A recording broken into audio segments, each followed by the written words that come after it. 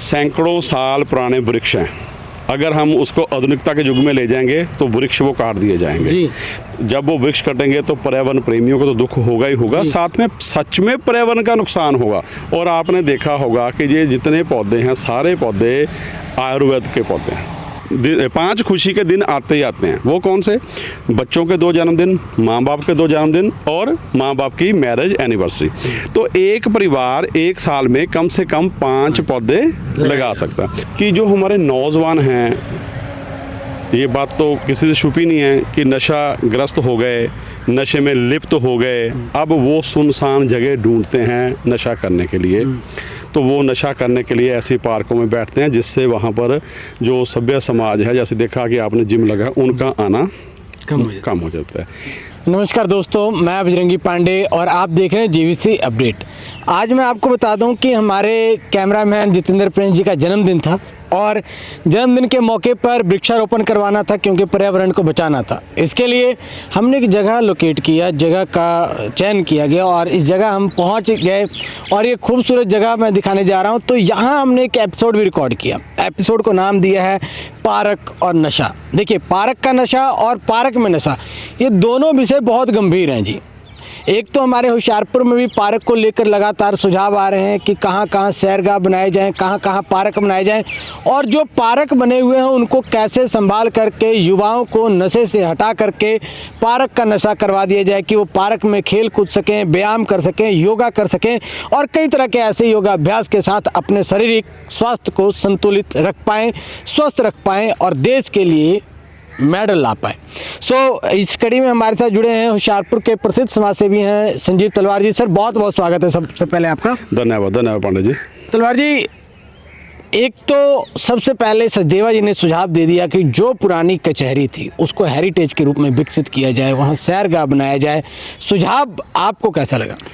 देखिए, मैं सचदेवा जी के इस सुझाव से बिल्कुल सहमत हूँ। मैं बहुत पहले से, जब से मैं राजनीति में जुड़ा हूं, तो मुझे अलग अलग विषयों पर चिंतन करने की आदत है। मैं करता भी हूं और ना केवल मैं कमियां ढूंढता हूं, मैं समाधान भी ढूंढता हूं। तो मैंने ये देखा कि अगर किसी भी हमने शहर का, किसी भी प्रदेश का अगर हमने कायाकल्प करना है तो उसके लिए जो सबसे आसान इंडस्ट्री है वो टूरिज़्म इंडस्ट्री है। अगर टूरिज़्म इंडस्ट्री को हम प्रफुल्लित करें तो ना केवल टूरिज़्म इंडस्ट्री खुद डेवलप होती है, उससे पूरे का पूरा क्षेत्र डेवलप हो जाता है। मैं सचदेवा जी के जो सुझाव है उसको थोड़ा सा और आगे बढ़ाऊँ तो बीते दिनों 2-4 साल पहले मैं जर्मन गया। तो जर्मन में एक काउबॉयज़, आपको पता होते थे, तो उनके अपने गांव होते थे। तो हुआ क्या, आहिस्ता आहिस्ता काउबॉय का कल्चर भी ख़त्म हो गया, वो अलग भी हो गए। लेकिन वहाँ की सरकार को लगा कि ये जो हमारा कल्चर था, अगर हमने इसको ना संभाला तो लोगों के बीच तो इसकी बात ख़त्म हो जाएगी। तो उन्होंने क्या किया, आर्टिफिशियल गाँव बनाए। पूरे का पूरा गांव को एक आर्टिफिशियल ऐसा जीवन दिया। आप उस गांव में चले जाओ और वो सभी के सभी आर्टिफिशियल हैं, लेकिन आपको एक पैसा भी एहसास नहीं होने देते। वैसा ही कल्चर, वैसी ही सभ्यता, वैसे ही कार्यक्रम वो अपने गांव में लगातार करते हैं और हज़ारों लोग उनको देखने आते हैं।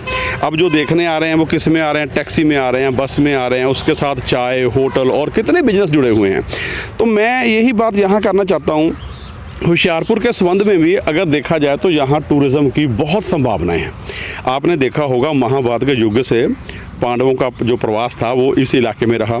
बहुत दुख की बात है कि हमारे पास उस समय की धरोहर मंदिर हैं, जैसे बनखंडी चले जाओ, बिशोई में अपना माता जी का मंदिर है, ऐसे बहुत से मंदिर हैं। देखो, दुख की बात हुआ क्या, उन मंदिरों को संभाला नहीं गया और वहाँ पर आप जाके देखो, प्राचीन मंदिरों को प्लस्तर करके नई लुक दे दी। अभी आपके बिल्कुल नज़दीक ही यहाँ पर एक मंदिर है, महंतों के डेरे। जब सरकार ने नहीं संभाला तो महंत जी ने, आप जैसा भी उनके पास व्यवस्था थी, उन्होंने संभाल के उसको प्लस्तर कर दिया। ऐसे ही वो जो बान देवी का मंदिर है, ये सारे प्राचीन मंदिर हैं, इनको नहीं संभाला। आहिस्ता आहिस्ता क्या होगा, उनकी जो प्राचीन महत्ता थी वो ख़त्म होकर आधुनिक युग का प्रभाव उसके ऊपर आ जाएगा। जो अब मैं बात करूँ सचदेवा जी के सुझाव की, देखिए जो सचदेवा जी ने सुझाव दिया, ये जो कचहरियाँ हैं ये हेरिटेज बन सकती हैं। मैं आज ही किसी बड़े अधिकारी के पास बैठा था तो ये बात हो रही थी, हमारी ह्यूमन साइकोलॉजी है, हम अब कंक्रीट के जंगलों में, घरों में रहने की बजाय हम बाहर आ रहे हैं, बाहर निकल रहे हैं। आप देखो, आप रेगिस्तान में चले जाओ, रेगिस्तान में आप क्या देखने जाते हो? वहाँ में दून में केवल रेता, यही देखने जाते हो ना, क्योंकि आप यहाँ की ग्रीनरी से उब गए, तो वो आप वहाँ देखने, जो चीज़ वहाँ के लिए अभिशाप है वो आपके लिए वरदान है। वाह, क्या रेता के पहाड़ हैं। ऐसे ही ये जो हेरिटेज कचहरियाँ, अगर हम इनको संभाल के रखें और इसको बिजनेस पर्पस के व्यू से भी, सरकार इनकम के व्यू से भी अगर ले ले, तो हज़ारों लाखों लोग आने वाले समय में इसको देखने आएंगे। तो जो सुझाव है कि इस हेरिटेज कचहरियों को संभाल के रखना चाहिए, वो बहुत ज़रूरी है। हाँ, वहाँ पार्क बनाना है या किसी और तरीके से उसको डेवलप करना है, वो एक अलग विषय हो सकता है। लेकिन ये जो बिल्डिंग है प्राचीन, उसमें आप जाकर देखो, सैकड़ों साल पुराने वृक्ष हैं। अगर हम उसको आधुनिकता के युग में ले जाएंगे तो वृक्ष वो काट दिए जाएंगे जी। जब वो वृक्ष कटेंगे तो पर्यावरण प्रेमियों को तो दुख होगा ही होगा, साथ में सच में पर्यावरण का नुकसान होगा। तो मैं अपील करूंगा होशियारपुर वासियों को, जो सचदेवा जी की ये मांग है, उसके लिए हमें आगे जरूर बढ़ना चाहिए। तलवार जी, एक बहुत महत्वपूर्ण सवाल है। देखिए, एक तो पार्क है बहुत कम होशियारपुर में, और जहाँ पार्क है, पार्क में नशा हो रहा है। जहाँ लोगों को पार्क का नशा होना चाहिए था, वहाँ पार्क में नशा हो रहा है, जिससे अच्छे फैमिली या अच्छे परिवार पार्क में जाने से गुर्रेज करते नजर आ रहे हैं। आप कितनी सच्चाई देखते हैं? देखिए, मैं तो खुद इस बात से जूझ रहा हूँ, लड़ रहा हूँ। मैंने 5 सितंबर 2019 को एक हमने संकल्प लिया था।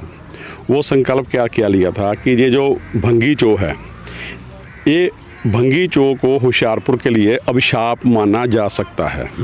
कारण कि इसके पानी ने बहुत सी जो हमारी उपजाऊ भूमि थी उसका नुकसान कर दिया, इसलिए उसको अभिशाप मानते हैं। लेकिन मेरा ये कहना है कि न्यूट्रन का थर्ला बॉल जितनी भी ज़ोर से फेंकोगे वापस भी आते हैं, और हर एक्शन का रिएक्शन भी होता है।